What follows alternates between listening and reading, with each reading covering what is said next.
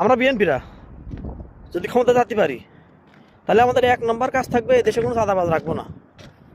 সব চাঁদাবাজ একদম নির্মূল করে ফেলাবো। এই যে হাতে হাতে চাঁদা নিয়া দোকানপাটে যাওয়া, আর হাতে হাতে চাঁদা নিয়া, টেম্পো স্ট্যান্ড বাস স্ট্যান্ডে যাওয়া, হাতে হাতে চাঁদা নিয়া, এরকম কোনো লাইন থাকবে না। সবার অনলাইন অ্যাকাউন্ট থাকতে হবে। আমরা কারো দুয়ারে যেতে পারবো না, চাঁদা তোলার জন্য কারো দুয়ার আমরা যেতে পারবো না। আমাদের অ্যাকাউন্টে অটোমেটিক ইলেকট্রনিক সিস্টেমে অনলাইনের মাধ্যমে প্রতিদিন সন্ধ্যায় টাকা পাঠিয়ে দিতে হবে।